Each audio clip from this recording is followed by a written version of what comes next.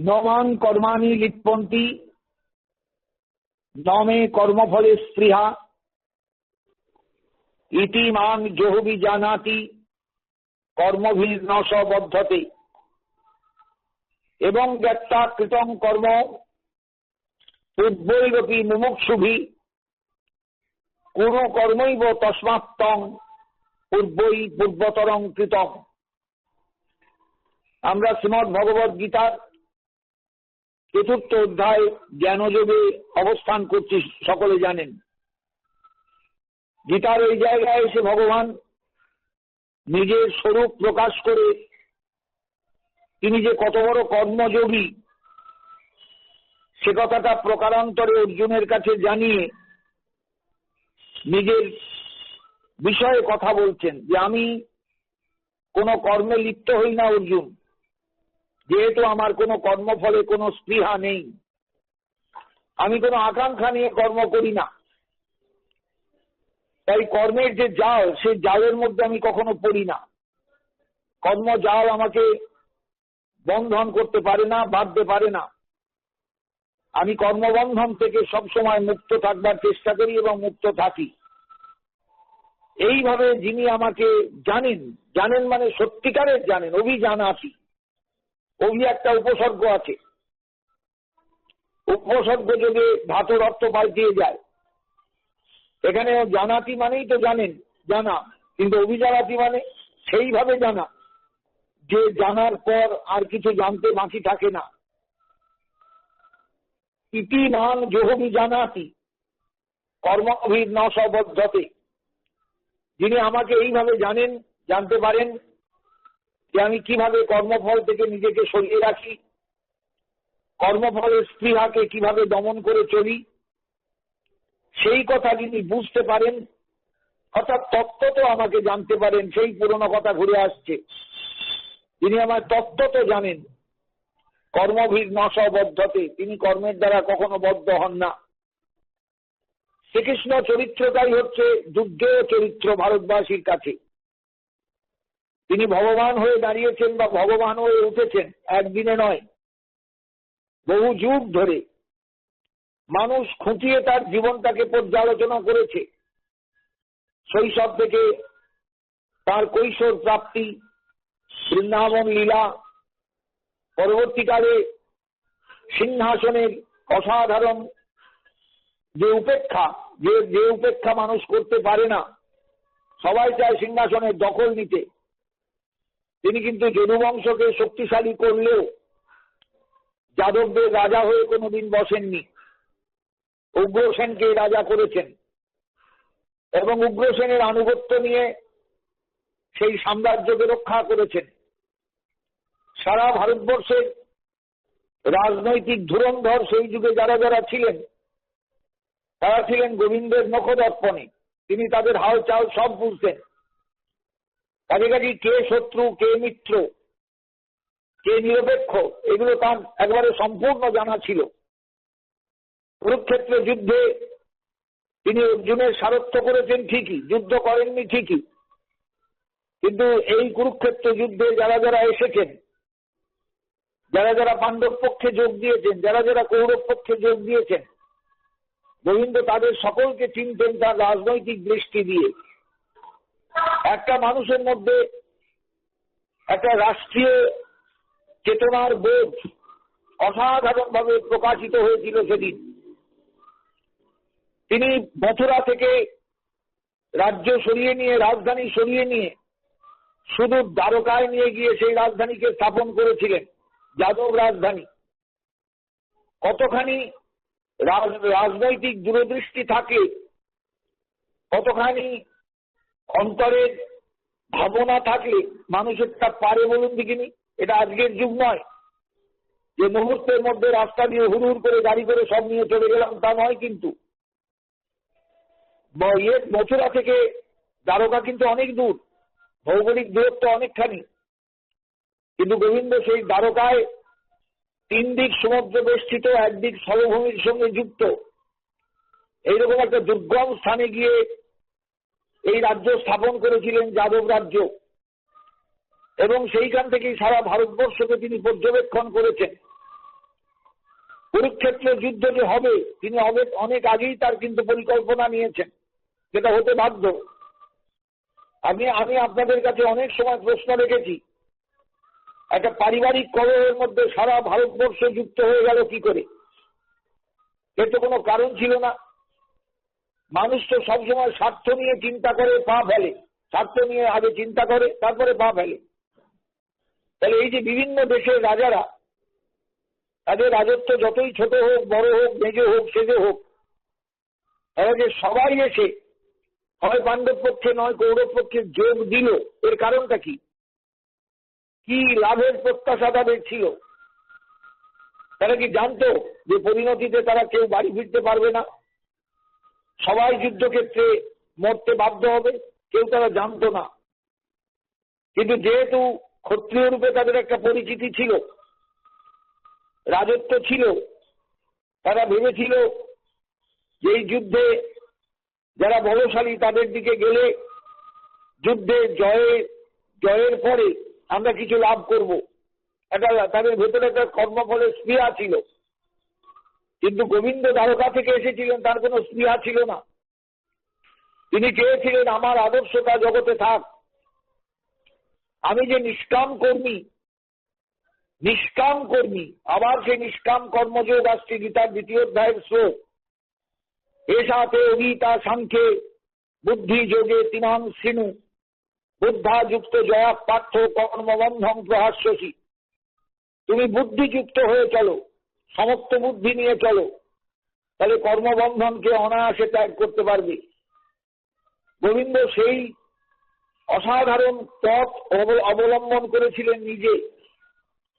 তাই কারোর কিছু হারিয়েও তার কোনো ভেতরে লোভ দুঃখ ছিল না, কিছু প্রাপ্তিতেও তার কোনো আনন্দ ছিল না।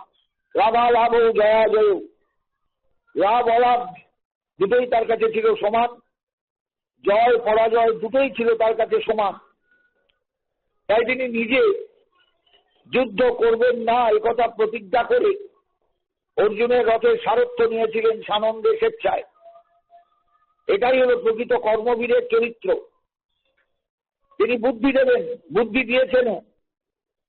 যুদ্ধে রণক্ষেত্রে অর্জুনের রথের সারথ্য গ্রহণ করে সারথীর দায়িত্ব নিয়ে অর্জুনকে কিন্তু প্রতি পদক্ষেপে বুদ্ধি দিয়েছেন।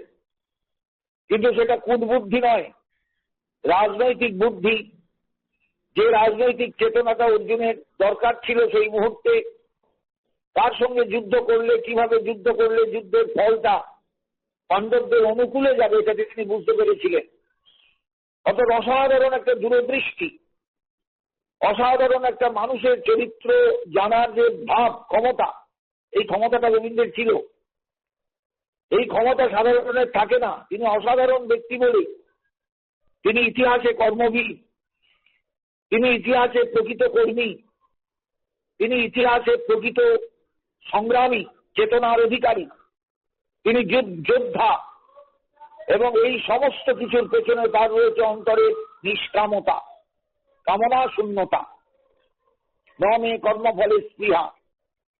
এইভাবে ভগবানকে, শ্রীকৃষ্ণকে যারা বোঝেন, সবাই তো আমরা তাকে ভগবান বলে পুজো করি, কিন্তু এই মনুষ্য চরিত্রটাকে কে বোঝে, কজনা বোঝে?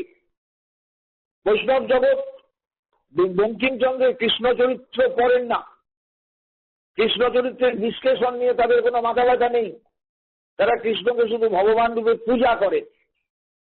কিন্তু এটা হলো কৃষ্ণ চরিত্রের একাংশের অনুসন্ধান, একটা দিকের অনুসন্ধান। তিনি পূজ্যতম, এই অর্থে পূজ্য। কিন্তু ঘটনা হলো তিনি যখন প্রকটিত হয়েছিলেন, তার যে অসাধারণ যে একটা আইকিউ, তার যে দৃষ্টি ক্ষমতা বা সবকিছু বোঝার যে একটা অনুভব, বোঝার যে একটা ক্ষমতা, এটা তো সেই যুগে ভারতবর্ষে খুব কম সংখ্যক মানুষের ছিল না বললেই চলে। এই জায়গাটাই কিন্তু এই জায়গায় মানে অনুভবের বিষয়। ইতি মান যোবি জানাতি, এইভাবে যিনি আমাকে জানতে পারেন যে আমি কোনো কর্মফলের স্পৃহা নিয়ে চলি না, তাই কোনো কর্ম আমাকে লিপ্ত করতে পারে না। ওর জন্য তুমিও যোদ্ধা, আমিও যোদ্ধা, তুমিও অস্ত্র সন্ধান জানো, আমিও অস্ত্র সন্ধান জানি। কিন্তু আমি যেভাবে সংসারে চলি তুমি সেভাবে চলতে পারছো না কেন? তোমার যুদ্ধে বিতরাগ কেন? তুমি বিতরাগ হয়ে গেলে কেন? তুমি যুদ্ধকে এড়িয়ে যাচ্ছ কেন? ক্ষত্রিয়ের তো যুদ্ধটাই ধর্ম, এটাই তো ক্ষত্রিয়ের সত্যিকারের পালনীয় ধর্ম। আমি বলবো, আমি তোমাকে উপদেশ দেব যে আমি যেমন জগতে চলি তুমি আমাকে অনুসরণ করো। জগতের ঈশ্বর অর্জুনকে উপলক্ষ করে সমস্ত জগতের জীবের কাছে পালনীয় ধর্ম সম্পর্কে উপদেশ দিচ্ছেন। অর্থাৎ তুমি যেখানে আছো, যে মানুষ যেখানে আছেন তিনি তার ধর্মে অবিচল থেকে নিষ্কাম হয়ে সংসার প্রতিপালন করুন বা সংসারে চলুন। অর্জুনকে সেই উপদেশই তিনি দিচ্ছেন। এই হলো গীতার প্রকৃত উপদেশ। তুমি নিষ্কাম কর্মযোগী হও, তুমি সমত্ব বুদ্ধি বিশিষ্ট হয়ে চলো, তুমি একান্তভাবে বুদ্ধিযোগকে আশ্রয় করো, যেটা গীতার 2য় অধ্যায়ে বলা আছে। এই বুদ্ধিযোগ মানেই হলো সমত্ব বুদ্ধি বিশিষ্ট হয়ে চলা। বুদ্ধি যেন কখনো বিচলিত না হয়, বুদ্ধি যেন কখনো এলোমেলো না হয়, বুদ্ধি যেন কখনো বিব্রতগামী না হয়। কারণ বুদ্ধির অধিষ্ঠাতাই হলেন বাসুদেব। সেই বাসুদেব অর্জুনের রথের সারথি, তার পক্ষে কথা বলা খাটে এবং একথা ঠিক, তার মুখ থেকেই এই কথাটা আসবে, এটাই স্বাভাবিক। তাই গীতার এই শ্লোকে দাঁড়িয়ে ভগবান শ্রীকৃষ্ণের যে নিজের স্বরূপের প্রকাশ, এই প্রকাশটা কিন্তু আমাদের সকলের কাছে অনুভব করা দরকার।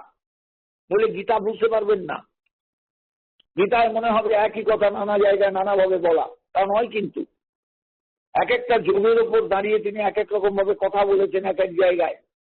হয়তো দেখা গেছে কথাটা রিপিটেশন হয়ে গেছে, কিন্তু এই রিপিটেশনটারও কারণ আছে। সেই প্রেক্ষাপট চিন্তা করলে তবে কারণটা আপনি খুঁজে পাবেন। অর্জুনের কিন্তু এখনো ভেতরের ধোঁয়াশা কাটেনি, এখনো তিনি সেইভাবে স্থিতপ্রজ্ঞ হয়ে ওঠেননি। অথচ তিনি নিজেই প্রশ্ন করেছেন, স্থিতপ্রজ্ঞস্য কা ভাষা সমাধিস্থস্য কেশব স্থিতধিক্কিং প্রভাসে তো কিমাসিত বুঝেত কিম। সেই স্থিতপ্রজ্ঞতা বা স্থিতপ্রজ্ঞের যে দৃষ্টিভঙ্গি, সেই দৃষ্টিভঙ্গি অর্জুনের এখনো আসেনি। অর্জুন এখনো দোদুল্যমান, যুদ্ধ করব না এই পাল্লাটাই তার এখনো ভারী। যুদ্ধ করব নিষ্কাম কর্ম এই কথা ভেবে, নিষ্কাম কর্মযোগ এই কথা চিন্তা করে এখনো অর্জুন সেই জায়গায় এসে পৌঁছননি।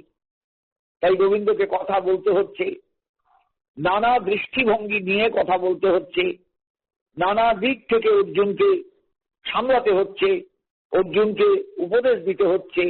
সেই উপদেশামৃতই আমাদের এই মুহূর্তে আলোচনার বিষয়বস্তু। কর্মযোগের উপর, জ্ঞানযোগের উপর দাঁড়িয়ে, এগুলো জ্ঞানের বিষয়। সংসারে একটা মানুষ কেমন করে চলবে, কেমন করে সকলের সঙ্গে সদ্ভাব রেখে চলবে, কেমন করে নিজের ব্যক্তিত্বকে প্রকাশ করবে সকলের কাছে, কেমন করে নিজের লক্ষ্যে স্থির থাকবে, কেমন করে সমস্ত রকম বাধা বিপত্তিকে অতিক্রম করবে, এগুলো গীতার থেকে শিখতে হয় মানুষের। গীতাই হলো আমাদের সেই জায়গায় উপদেশটা। গীতার উপদেশই আমাদের সকলকে চালিত করে এবং এই উপদেশকে মেনে চললেই একটা মানুষ যথার্থ জীবন পথে সত্যিকারের কর্মযোদ্ধা হয়ে কর্মযোগী হয়ে চলতে পারেন। কারণ যেহেতু ভগবান শ্রীকৃষ্ণ শ্রেষ্ঠ কর্মযোগী, এরকম কর্মযোগী জগতে বিরল, এরকম কর্মযোগী সংসারে বিরল বিরল বিরল। এরকম কর্মযোগী পাওয়া যাবে না, যে কর্মযোগী অত্যন্ত দৃঢ় কণ্ঠে বলতে পারেন, নমাং কর্মাণি লিপ্পন্তি নমে কর্মফলে স্পৃহা। আমায় কোনো কর্ম কোনোভাবেই আমাকে লিপ্ত করতে পারে না, আমাকে বন্ধনের মধ্যে ফেলতে পারে না। যেহেতু আমার কোনো কর্মে কোনো স্পৃহা নেই, ফলে কোনো স্পৃহা নেই, কর্মফলে কোনো স্পৃহা নেই। আমাদের তো সকলেই কর্ম করেই কর্মফলে স্পৃহা। এখানে গিয়েছি কেন, এটা নেব বলে, ওখানে গেলাম কেন না এটা দেবো বলে। সব জায়গাতে তো স্পৃহা আছে, এটার জন্য এখানে যাওয়া, ওটার জন্য সেখানে যাওয়া, সবকিছুর মূলে আমাদের একটা বড় আকাঙ্ক্ষা। কিন্তু নিষ্কাম কর্মযোগ আমাদের ধারণার মধ্যে নেই, ধারণার মধ্যে নেই, চেতনার মধ্যে নেই। গীতা কিন্তু বলেছেন বারবার নিষ্কাম কর্মযোগ অভ্যাস করতে, নিষ্কাম কর্মযোগে যোগী হতে। বারবার বলেছেন যোগী হও, সেইভাবে যোগী হও যেখানে তোমার সমস্ত কর্ম তুমি করবে সেই কর্মগুলো কিন্তু কোনো ফলাকাঙ্ক্ষা তোমার থাকবে না, তুমি ফলাকাঙ্ক্ষা শূন্য হয়ে কর্মে প্রবৃত্ত হবে। এটা চারটিখানি কথা নন, খুব কঠিন বিষয়, খুব কঠিন বিষয়, খুব কঠিন বিষয়। আমি আপনাদের কাছে জানি না কতদূর যেতে পারলাম, কতদূর যেতে পারছি, তবুও আমার প্রতিনিয়ত একটা চিন্তা যে আমি তো সাধারণ মানুষকে একটু গীতার্থ বোঝাতে চাই, একটু গীতার ভাবার্থ বোঝাতে চাই, যাতে গীতার ভাবার্থ মানুষের অন্তরে একটা নূতন আলোর সৃষ্টি করে, একটা আলো দান করে, তাকে একটা বিশেষ আলো তার অন্ধকার জীবনটাকে যেন আলোকিত করে। এটাই আমার বাসনা। সেই বাসনা আপনারা যদি গীতাকে উপলব্ধি করে বা গীতার আলোচনাকে উপলব্ধি করে সেই জায়গাটা বুঝতে পারেন, সেই আলোটাকে ধরতে পারেন, আমার পরিশ্রম সার্থক, আমার পরিশ্রম একদম সার্থক। এটা আমার কাছে চরম আনন্দ, পরম তৃপ্তির বিষয়। সেই কারণেই বলছি, গোবিন্দের কথাগুলো ভাববেন খুব ভালো করে। ইতিমাং যোগী জানাতি, যিনি এই রূপে আমাকে চিনতে পারেন, যিনি আমায় জানতে পারেন এই রূপে যে আমি কোনো কর্মের ফলাকাঙ্ক্ষা করি না, আমার কোনো কর্মের প্রতি কোনো আকর্ষণও নেই, এটা করতেই হবে, ওটা করতেই হবে, আকাঙ্ক্ষাও নেই আমার কিচ্ছু। এই নিরাকাঙ্ক্ষ যে কর্মী, আকাঙ্ক্ষা শূন্য যে কর্মী, নিষ্কাম যে কর্মী, এই কর্মীর তুলনা কোথায় বলুন দেখিনি জগতে? সংসারের তুলনা কোথায়? আমরা তো এই গোবিন্দের কোনো তুলনা কোথাও পাবো না। তাই গীতা পড়তে গেলে বারবার চোখ বুঝে ওই হাতে ঘোড়া চালানোর শক্তি, বাঁ হাতে লাগাম, হাসি ভরা মুখে তিনি অর্জুনকে উপদেশ দিচ্ছেন, এই অত্যন্ত পরিচিত মুখখানা সবসময় ভাবা দরকার। পার্থ সারথীকে সবসময় চিন্তা করা দরকার, পার্থ সারথীকে সবসময় অনুভব করা দরকার। তবে আমি গীতার্থে ঢুকতে পারবো, গীতার্থের মধ্যে আমি প্রবেশ করতে পারবো, গীতার তাৎপর্যের মধ্যে ঢুকতে পারবো। বড্ড কঠিন জায়গা কিন্তু। নমাং কর্মাণি লিপ্পন্তি নমে কর্মফলে স্পৃহা ইতিমাং যো অভিজানাতি, এইভাবে যিনি আমাকে সত্যি সত্যি জানতে পারেন, কর্মভিন্ন সবদ্ধতে, অর্থাৎ আমার আদর্শ হবেন ভগবান শ্রীকৃষ্ণ, গীতার শ্রীকৃষ্ণ। আমার আদর্শ হবেন কুরুক্ষেত্রের রণভূমিতে যিনি যুদ্ধ করব না এই প্রতিজ্ঞা করে, অথচ তিনি ভারতবর্ষের খ্যাতনামা যোদ্ধা, বহু যুদ্ধ করেছেন, বহু শত্রুর সঙ্গে লড়াই করেছেন, বহু কায়দা করে বহু শত্রুকে মেরেছেন। এহেন যে কূট কৌশলী যোদ্ধা, তিনি কিন্তু যুদ্ধ করছেন না কুরুক্ষেত্রের রণাঙ্গনে। তিনি সারথীর দায়িত্ব নিয়েছেন, ঘোড়া চালানোর দায়িত্ব নিয়েছেন। এই দায়িত্ব নিয়ে যিনি চলছেন, এক অসাধারণ কর্মযোগী, অসাধারণ যোদ্ধা। তাকে বুঝতে পারলে, তাকে জানতে পারলে, তাকে ভাবতে পারলে, তার অনুকরণ করতে পারলে, তার অনুসরণ করতে পারলে, অনুকরণ করা জীবের পক্ষে সম্ভব নয়, কারণ তিনি ভূমা তত্ত্ব, আমরা ক্ষুদ্র তত্ত্ব, ক্ষুদ্র জীব তত্ত্ব। আমরা কোনোদিন এটাকে অনুকরণ করতে পারবো না, অনুসরণ করতে পারি বড় জোর। যে যদি কেউ অনুসরণ করেন, তিনি কখনো কর্মভীর নবদ্ধতে, তিনি কর্মের দ্বারা বদ্ধ হন না। কর্ম তো কখনো তাকে আটকাতে পারে না, কখনো আটকাবে না। অথচ আমরা সবাই কিন্তু কর্মজালে বদ্ধ। আমরা কর্ম করি ফলাকাঙ্ক্ষা নিয়ে, কোনো তার ফল পাই, কোনো তার ফল পাই না। যে ফলটা পেলাম না সেগুলো আমার ভেতরে সংস্কার আকারে জমা হয়ে রইল। জন্মে জন্মে সেই কর্মফলের স্পৃহা নিয়ে আমি জন্মালাম, আবার সেই কর্মে প্রবৃত্ত হলাম। আমি কর্মের জাল থেকে কোনোদিনই মুক্ত হতে পারলাম না। এই জায়গাটাই হচ্ছে আমাদের কাছে বড় দুর্বোধ্য, এবং এই জায়গাটাই আমাদের কাছে বড্ড কঠিন।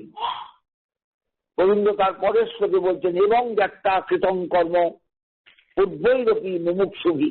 মনে রেখো, এই ভারত ভূমিতে তোমার পূর্বে অনেক মুমুক্ষু জন্মিয়েছেন, অনেক সাধক জন্মিয়েছেন। তারা কিন্তু এইভাবেই কর্ম করেছেন, ফলাকাঙ্ক্ষা শূন্য হয়ে তারা কাজ করেছেন। কর্মফলের স্পৃহা তাদের স্পর্শ করেনি, কর্মফল তাদের ভোগ করতে হয়নি।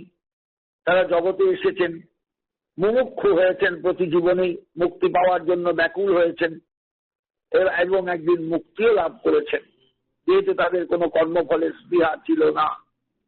এবং একটা কৃতং কর্ম পূর্বৈরপি মুমুক্ষুভি, পূর্ব যুগে তোমার আসা, জগতে আসার অনেক আগে, তুমি তো সব খবর জানো না, আমি তো তোমায় আগেই বলেছি যে বহুনি ব্যতীতানি জন্মানি তব চার্জুন তান্নহং বেদ সদ্বানি নপ্তং বেত্ত পরন্তপ।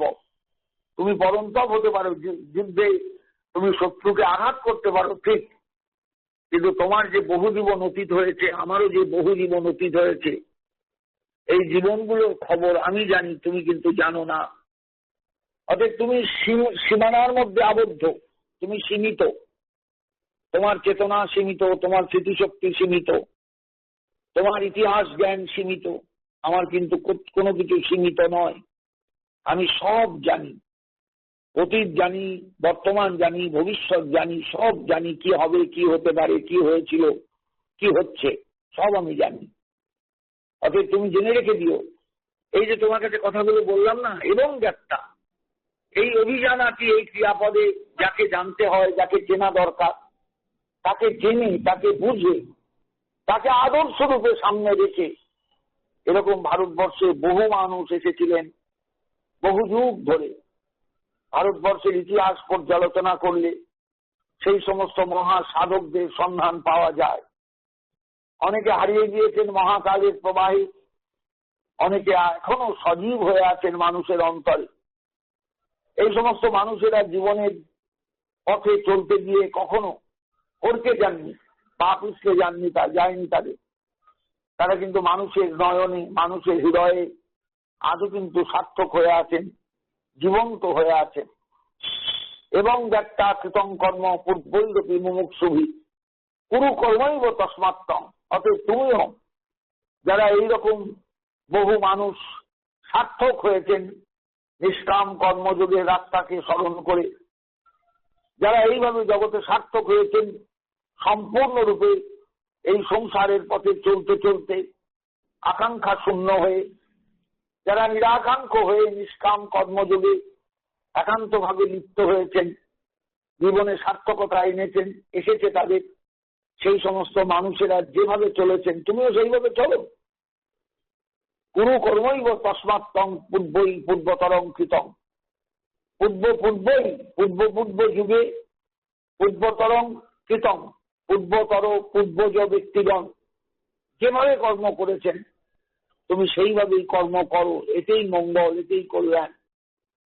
বিষয়টা বুঝবেন প্রত্যেকে। এবং যাত্রা কৃতং কর্ম পূর্বৈরপি মুমুক্ষুভি কুরু কর্মৈব তস্মাত্তং পূর্বতরং কৃতং।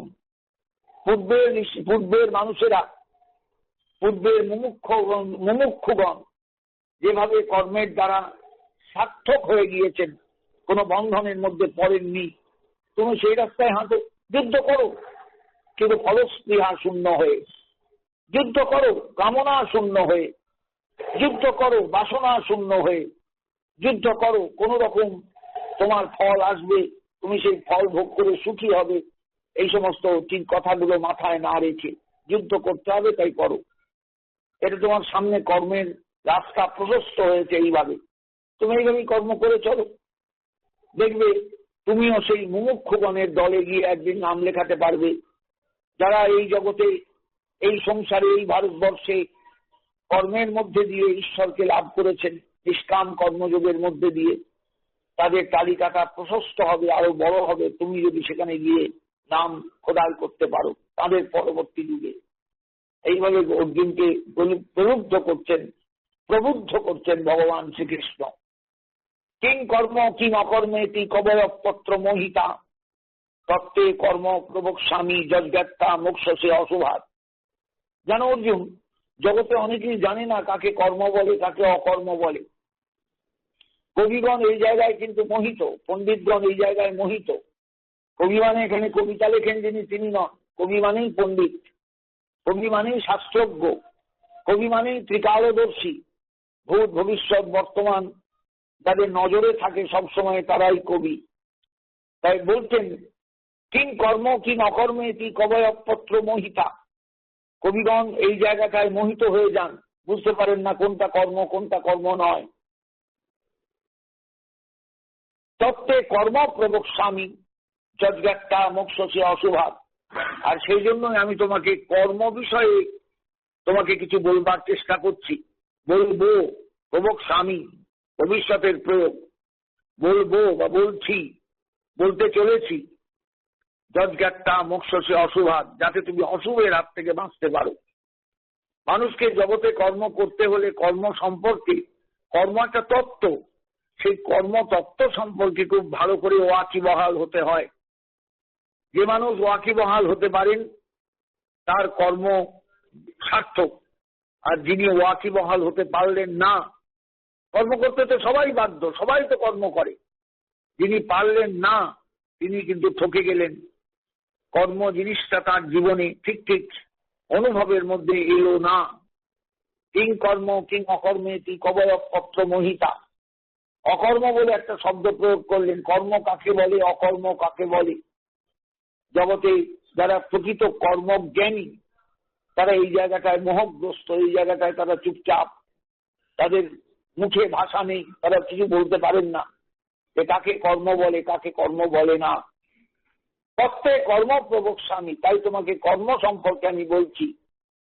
যজ্ঞাত্তা মোক্ষসে অশুভাৎ, যা জানলে পরে তুমি অশুভের হাত থেকে নিস্তার পাবে। আমাদের জীবনে প্রতি মুহূর্তে অশুভ হাঁ করে বসে আছে আমাদের গিলবার জন্য। শুভের সন্ধান আমরা পাই না, অশুভই আমাদের চারপাশ ঘিরে রাখে। তাই এই অশুভের হাত থেকে তোমাকে বাঁচতে হবে অর্জুন। শুভের সন্ধানে চলতে হবে, অশুভকে বর্জন করতে হবে, এটা মনে রেখো। সেই কারণেই তোমাকে বললাম কাকে কর্ম বলে কাকে অকর্ম বলে এটা কিন্তু সবাই বোঝেন না। বড় বড় শিক্ষিত মানুষও বোঝেন না, বড় বড় পণ্ডিত ব্যক্তিও বোঝেন না। তাই আমি তোমাকে কর্মের কথা বলছি। তত্ত্বে কর্ম প্রবক্ষ্যামি, কর্মের কথা বলবো। যজ্ঞাত্তা মোক্ষসে অশুভাৎ, যা জেনে তুমি অশুভের হাত থেকে বাঁচতে পারবে, অশুভের হাত থেকে তুমি নিস্তার পাবে। অশুভ আমাদের ঘিরে ধরেছে চারপাশে। এই অশুভের হাত থেকে নিস্তার পেতে গেলে শুভের আরাধনা জগতে দরকার। শুভের একান্ত আগমন মানুষের জীবনে হওয়া দরকার। এই শুভ কিন্তু সাধারণ শুভ নয়, অসাধারণ শুভ। তাই পরিষ্কার ভাষায় গোবিন্দ বললেন কিং কর্ম কিং অকর্মেতি কবয় পত্র মোহিতা।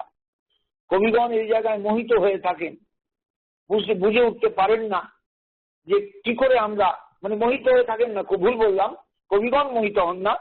কিং কর্ম কিং অকর্মেতি কবয়, হ্যাঁ কবয় পত্র মোহিতা। যারা পণ্ডিত ব্যক্তি তারাও মোহিত হয়ে যান কখনো কখনো। কারণ কর্মের জালটা এমনই ছড়ানো চারপাশে, এমনই বিস্তৃত চারপাশে, কোনো সময় মনে হচ্ছে আমি বোধহয় কর্ম যেটা করলাম সেটা বোধহয় ঠিক নয়। কখনো মনে হয় কর্ম যেটা আমি করতে চলেছি হয়তো সেটা ঠিক হবে না, কিন্তু হয়তো সেটাই ঠিক। কবিগণের দৃষ্টিভঙ্গির মধ্যে একটা অন্যরকম ভাব এসে যায়। কবি মানেই এখানে কবিতা যিনি লেখেন তিনি নন, কাব্য শক্তির অধিকারী নন। কবি মানেই পণ্ডিত, কবি মানেই বিদগ্ধ। বিদগ্ধ ব্যক্তিও কিন্তু এই জায়গায় গন্ডগোলে পড়ে যান। তারা কর্ম সম্পর্কে ঠিক ঠিক ধারণা লাভ করতে অক্ষম হন, সক্ষম হন না। এই জায়গায় দাঁড়িয়ে গোবিন্দ বলছেন তাই তোমাকে আমি কর্মের কথা বলছি। যজ্ঞাত্তা মোক্ষসে অশুভাৎ, যা জেনে তুমি অশুভের হাত থেকে বাঁচতে পারবে, অশুভের হাত থেকে রেহাই পাবে। আমাদের জীবনে এই রেহাইটা দরকার। অশুভ চারপাশে আমাদের ঘিরে রয়েছে, কর্মজনিত কারণে আমরা অশুভের মধ্যে গিয়ে পড়ে যাই। অশুভ আমাদের ঘিরে ধরে, তখন আর শুভের সন্ধান পাই না। প্রদীপটা জ্বলে না, প্রদীপটা বারবার নিভে যায়। যতবার দীপ জ্বালাতে যাই নিভে যায় বারে বারে, আমাদের সেই প্রদীপটা জ্বলে না। তাই জীবনে আসল প্রদীপটা জ্বালানোর দরকার।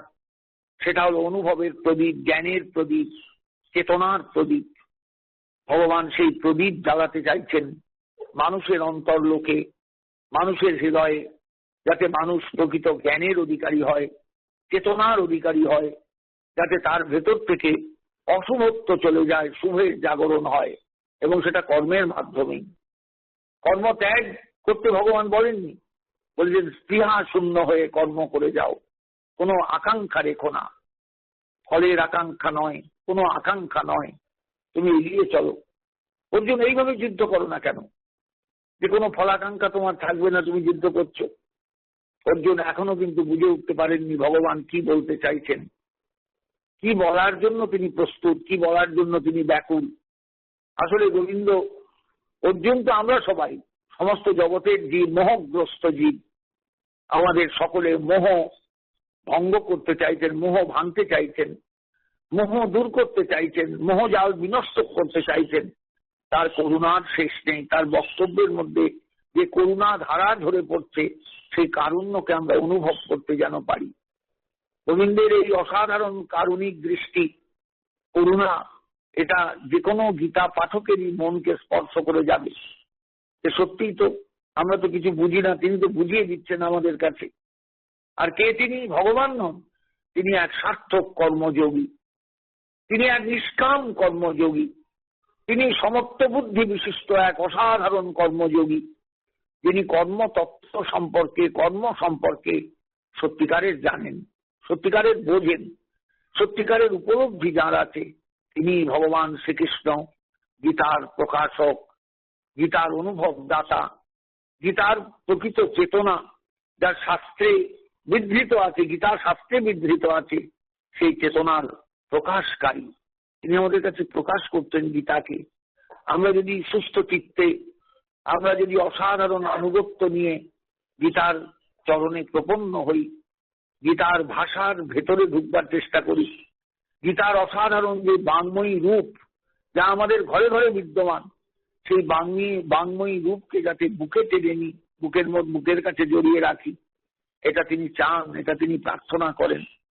তাই আসুন, গীতার এই অসাধারণ প্রবক্তাকে আমরা প্রণাম জানাই বারবার, অসাধারণ ব্যাখ্যাকর্তাকে আমরা প্রণাম জানাই বারবার, অসাধারণ যোগ নির্দেশককে, তিনি যোগ নির্দেশক, আমরা প্রণাম জানাই বারবার। গীতার অসাধারণ এই আস্বাদনকে, যিনি আমাদের সেই আস্বাদন তুলে ধরেছেন আমাদের সামনে, তাকে প্রণাম জানাই বারবার। গীতা যেন আমাদের করুণা করেন, গীতা যেন আমাদের কৃপা করেন, ভগবানের বাংময়ী রূপ যেন আমাদের প্রতি অনুগ্রহ করেন, আমাদের প্রতি অনুগ্রহ দান করেন, সেটাই প্রার্থনা। জয় শ্রীমদ ভগবদ গীতা, জয় শ্রীমদ ভগবদ গীতা, জয় গৌরহরি, জয় নিতাই চাঁদ, জয় গীতার শত্রুমণ্ডলী। সবাই জয়যুক্ত হন, সবাই জয়যুক্ত হন, সবাই জয়যুক্ত হন। আজ এখানেই শেষ হলেন।